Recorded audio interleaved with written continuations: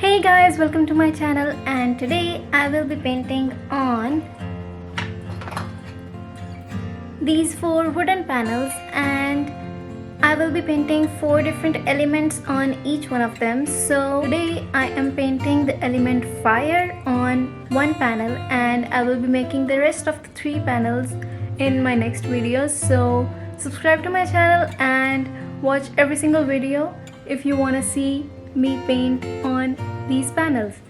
So let's get started. Here we have our 4 wooden pallets, and I will be using only one, so let's get rid of the rest. Here I have my white gesso, and I am going to cover the entire surface of this wooden panel with gesso so that the paint does not seep through the wood and I end up using less paint. I covered the entire surface and let it dry for a while. So I took my old paint palette and started by adding some brown lines to draw the flames using a very dry brush, and it really gave me an idea of where I wanted to place the flames and where was the background going. So I did that and also added the brown color inside the flame so that I can see a little bit of the image coming up. I drew a few bits of the flame above the fire as well, just to make it look like the fire is going up. That little step just made my painting look a lot better in the end, and I would recommend to you guys, if you're making fire, just don't forget to make a few flames that go on top of the fire. Well, after I was done layering the brown, I went in with an orange that was really pretty close to what I wanted my fire to look like as a base color. I left a few borders around the brown just to make it look like I had a little bit of dimension over there, and it gave it a little bit of 3D look. Then I went in with yellow, an even lighter color, just to make it look a bit more warm and send the message that it is hot. Of course, the fire is yellow and it is hot, so that's a must. After I was done painting yellow, I used some orange and yellow to blend out a little bit of the corners over there, and it just made a huge difference on how it looked.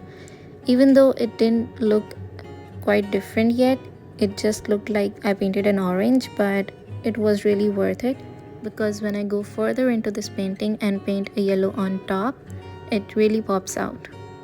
After the base was done, it was time to add some dimension. So I added some red into the orange and then painted it on the top of the flames where it meets the background, and I used a clean brush to blend it out, and it just gave the 3D look that I was waiting for. So I added some yellow as well into the center of the flames, and you can see how different both the flames look. So I went ahead and added more yellow to the other flames as well, and I made sure that I used a dabbing motion so that the paint gets a texture and it looks like fire is burning. So to make the most from the contrast, I used black as my background. Of course, the fire looks best when the background is black. I used an angular brush and a round brush to get into the corners of the flames, and it really just made a huge difference looking at the flame with the black background. It gave my painting a structure and a sense of completion. And I went ahead and added more yellow on the bottom because I felt that there was a bit more need. So just straight from the tube, I added some paint and dabbed it on the painting just to give it a texture. I also tried adding a few dots on the sides, but it didn't look good, so with the second coat of black, I covered them up. My black needed a second coat because the paint was a little cheaper, but if you guys are using high quality paint, you might not need a second coat. But I finished up a few details where I wanted them to change, and I completed the black. Even though my painting was done, it didn't look complete, so I went ahead and painted the edges as well.